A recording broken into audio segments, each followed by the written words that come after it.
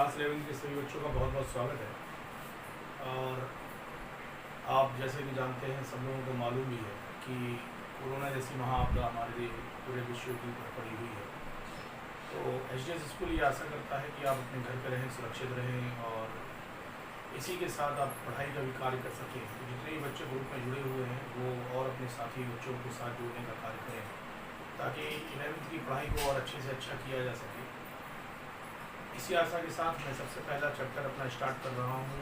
ये चैप्टर सबसे पहला चैप्टर हमारा जो है वो रसायन विज्ञान की मूल अवधारणा से संबंधित चैप्टर है। रसायन विज्ञान की मूल अवधारणा से संबंधित ये चैप्टर जो मैं स्टार्ट कर रहा हूँ, इसमें सबसे पहले हम बेसिक कॉन्सेप्ट के बारे में बात करेंगे, जैसे कि रसायन क्या है, रसायन का इतिहास क्या है, किसने इसको देने का कार्य किया, फादर ऑफ केमिस्ट्री किसको हम मानते हैं। इस प्रकार की बहुत सी चीज़ें जो हैं वह मैं आपके सामने प्रस्तुत करूँगा। तो ये सबसे प्रारंभिक टॉपिक है, सबसे पहला टॉपिक है जिसको मैं आपके सामने स्टार्ट करने का कार्य कर रहा हूँ।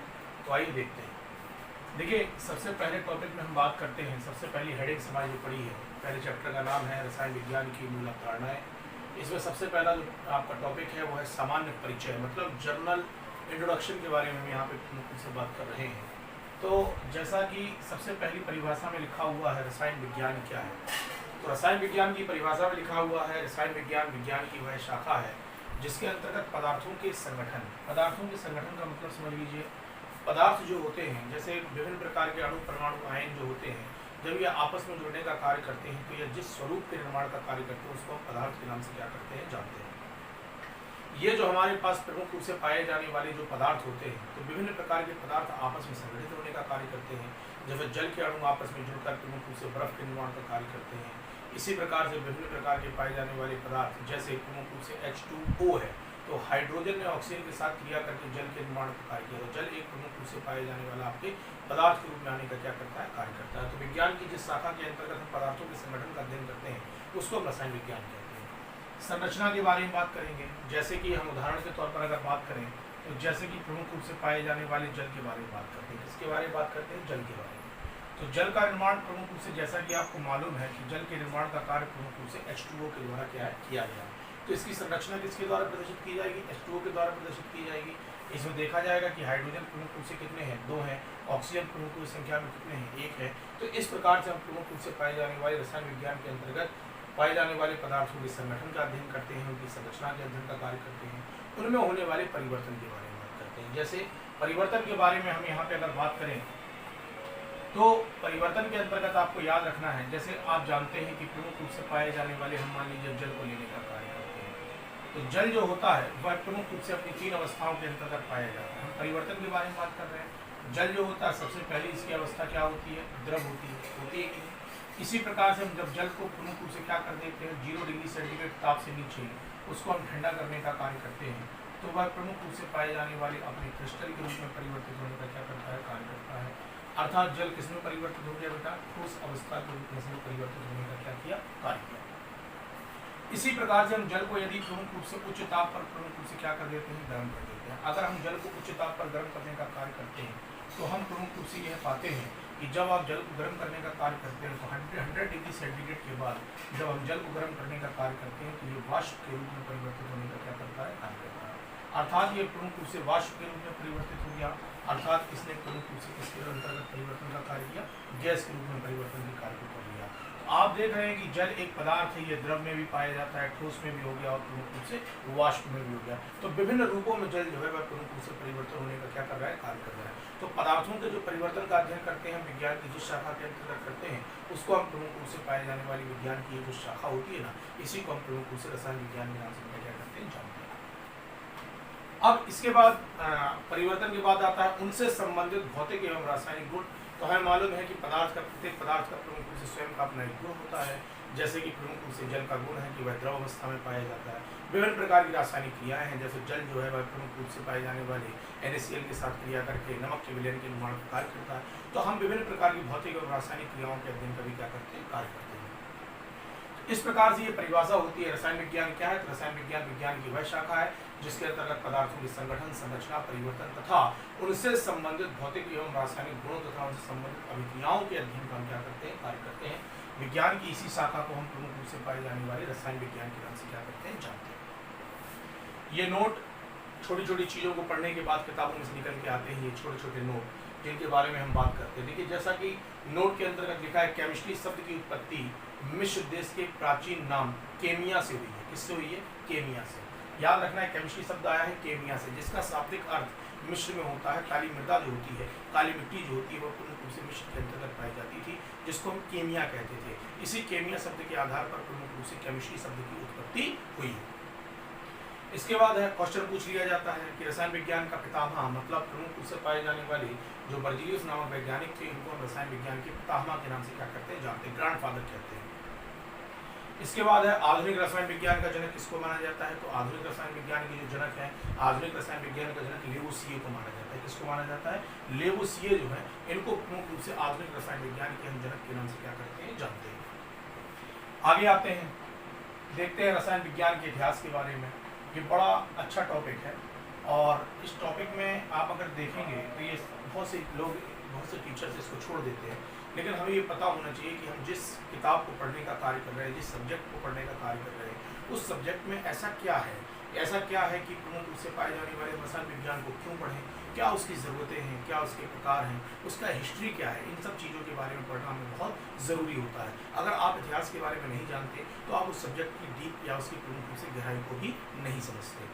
तो रसायन विज्ञान के हम इतिहास के बारे में बात करते हैं, तो जैसा कि हमें प्रमुख रूप से लिखा है, रसायन विज्ञान के इतिहास में रसायन विज्ञान को प्रमुख रूप से 4 काल के अंतर्गत बांटने का कार्य किया गया। सबसे पहला जो इसका काल आता है वो आता है प्राचीन काल। प्राचीन काल जो है, यह काल 3000 ईसा पूर्व से 350 ईसा पूर्व तक प्रमुख रूप से माना जाता है। याद रखिएगा, 3000 ईसा पूर्व से 350 ईसा पूर्व तक प्रमुख रूप से इस काल को हम क्या करते हैं? मानते हैं। इस काल में मिस्र की कलाओं, मिस्र में जो प्रमुख रूप हम जानते हैं कि जो केमिस्ट्री शब्द आया है मिस्र के कीमिया से आया है, तो इसी काल में प्रमुख रूप से जो मिस्र की सभ्यता थी बहुत रिच थी, मतलब प्रमुख रूप से बहुत विकसित सभ्यता के रूप में इसको जाना जाता था। तो इस काल के अंतर्गत, प्राचीन काल के अंतर्गत मिस्र कलाओं जैसे पेंटिंग, धातुकर्म मतलब धातुओं के बारे में जानकारी, किण्वन, किण्वन मतलब होता है सूक्ष्म जीवों की उपस्थिति में पाए जाने वाले किसी पदार्थ को सड़ाने की क्रिया, इन सब क्रियाओं के अध्ययन का कार्य करके प्रमुख रूप से पाए जाने वाला जो ज्ञान हमें प्राप्त हुआ, उस ज्ञान को प्रमुख रूप से लेकर हमने एक रसायन विज्ञान की सबसे पहली किताब को, सबसे पहली पुस्तक को प्रमुख रूप से लिखने का क्या किया? कार्य किया। इसके बाद आता है मिस्र काल। तो मिस्र काल में आता है, यह काल 350 ईसा वर्ष से 1500 ईस्वी तक प्रमुख रूप से इस काल को माना जाता है। इस काल में प्रमुख रूप से अम्ल के, क्षार के, धातुओं के संबंध के अध्ययन का प्रमुख रूप से क्या किया गया? कार्य किया गया। इस काल को हम प्रमुख रूप से पाए जाने वाले किसके नाम से? मिस्र काल के नाम से हम प्रमुख रूप से क्या करते हैं? जानते हैं। विशेष तौर पर हमें यहाँ पे ईयर्स याद रखने हैं, किस ईयर्स में कहाँ से कहाँ तक है।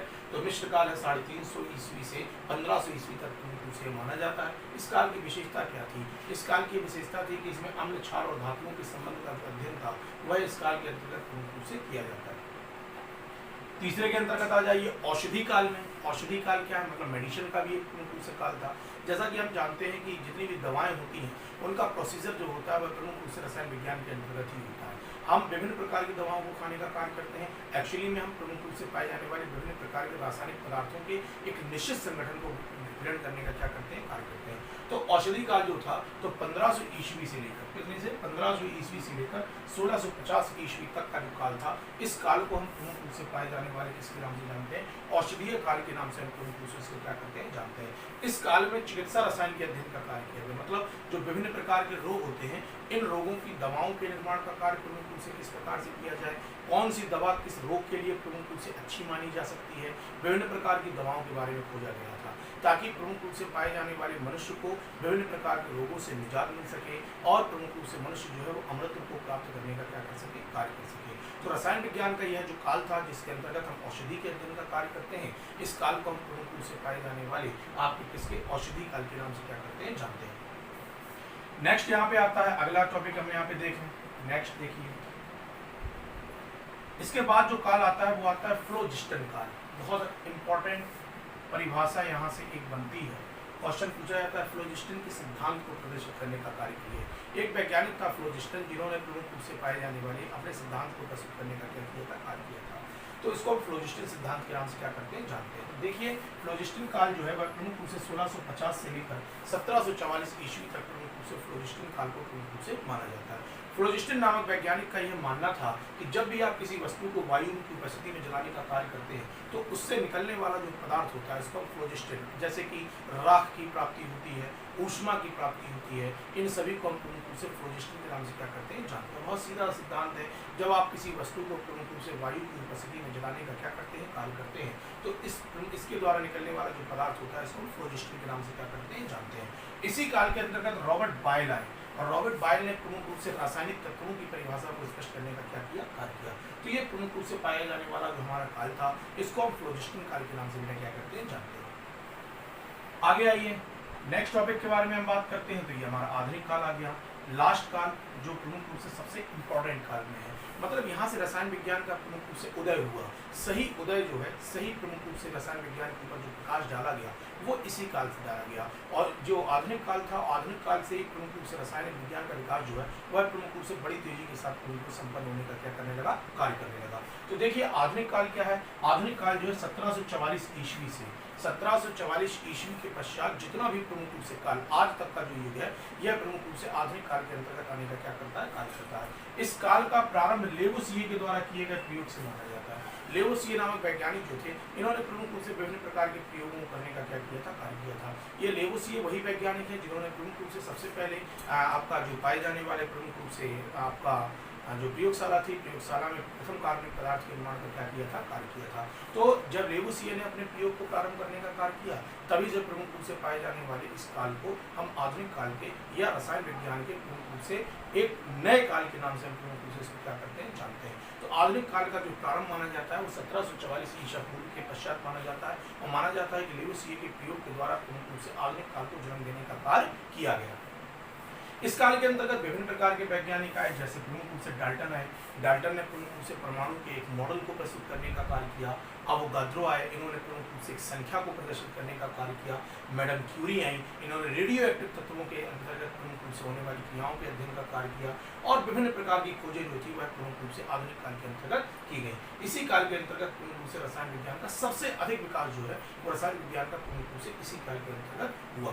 तो इस प्रकार से हमारे जो टॉपिक्स हैं वह प्रमुख रूप से हमने टॉपिक में सबसे पहला जो टॉपिक पढ़ा वो रसायन विज्ञान की परिभाषा के बारे में पढ़ा, फिर उसके हमने इतिहास के बारे में पढ़ा, ये पढ़ा कि प्रमुख रूप से रसायन विज्ञान जो है इसमें केमिस्ट्री का शब्द कहाँ से आया और प्रमुख रूप से केमिस्ट्री का अर्थ एक्चुअली में होता क्या है, और विभिन्न प्रकार के कालों के बारे में हमने प्रमुख रूप से पढ़ने का क्या किया कार्य किया। इसी आशा के साथ मैंने आज जो टॉपिक आपको पढ़ाए हैं ये आप अपने नोटबुक के अंतर्गत प्रमुख रूप से इसको नोट करने का कार्य करना है और सारे बच्चे इस चीज़ को विशेष तौर पर याद रखें कि जो भी वीडियोज़ मैं डालने का कार्य कर रहा हूँ उनको आप बड़ी अच्छे तरीके से देखें और अपने नोटबुक जो है वो तैयार कर लें और घर पे प्रमुख रूप से नोटबुकों को लिखने का कार्य करें। तो इसी आशा के साथ मैं पुनः आपके सामने उपस्थित हूँगा। तब तक के लिए बहुत बहुत धन्यवाद, बहुत बहुत आभार।